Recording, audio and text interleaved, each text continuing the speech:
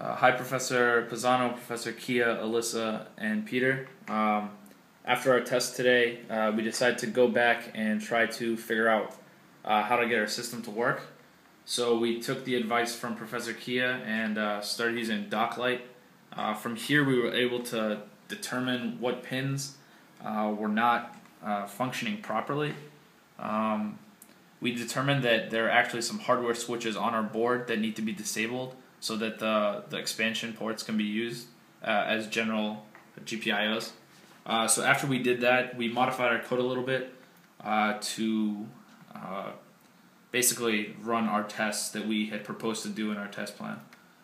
So right now we're going to run the first test, and our first test is basically we're going to be writing data to DockLight with a button press, and it's going to be going in regular order.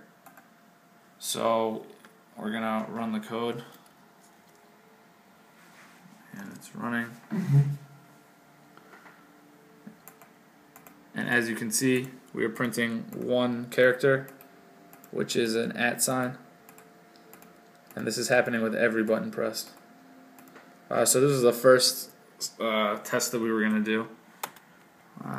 The next test that we planned on doing, and we were able to, is writing a string of data to the terminal. So we're going to go ahead and do that. It takes a minute to load.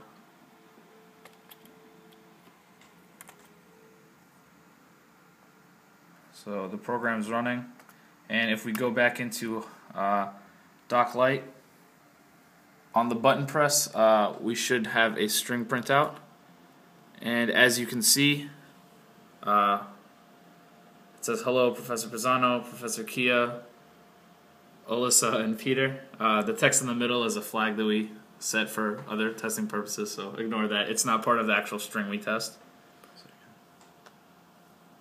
And yeah, we can.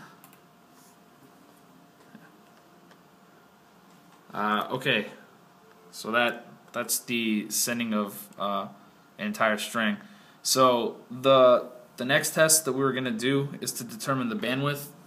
So what we did is essentially with a button press we write 15,000 characters. So that's 15,000 bytes of data. This is our measure of how much throughput we can get from our system.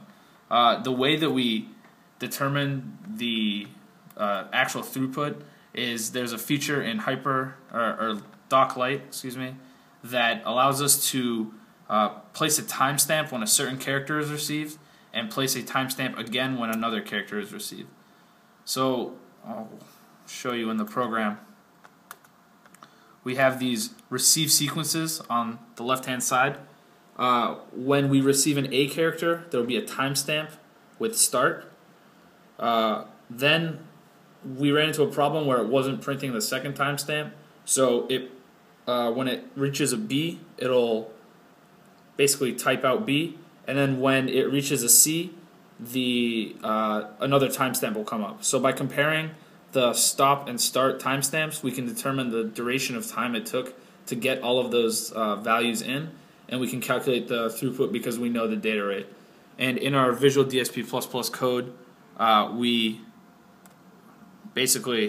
write an A, then we cycle between E and C for 15,000 times, then we write a B and a C. Sorry, an E and a D, or H and E. And we write an A, then 15,000 H's and E's that alternate, a B, and then finally a C. And this all happens on a button press. So we're going to go ahead and press the button, and this is the data that comes through. So as you can see down here, it says stop with the timestamp of 1:49:16.274. So we're going to look at the 16.274 as the seconds. And if we scroll up to the top, we see a start, and that occurred at 1:49:16.156. So we're going to go ahead and actually calculate the difference. So if we take our stop time, 16.274, and we subtract our initial starting time, which was 16.156, we find that we have 0.118 seconds to transfer 15,000 bytes. So if we take our data rate, which is 15,000 bytes, it's actually 15,003 bytes, but that doesn't matter, and we divide it by 0.118, we find our throughput to be 127,000 bytes per second. If we divide this by 1024, we can see that we get 124 kilobytes per second, which is on spec. We only need 15 kilobytes per second in order to transfer our data, the maximum amount of data that we need. And we can also achieve higher. We haven't optimized it. Yeah, we haven't optimized the code. We have some delays in there for testing purposes, but currently we're achieving 124 kilobytes per second, which exceeds our 15 kilobyte requirement by a significant amount, so we should be good on the testing. This concludes our test. Sorry that we didn't have this earlier, but hopefully this can prove that our system is having progress and working.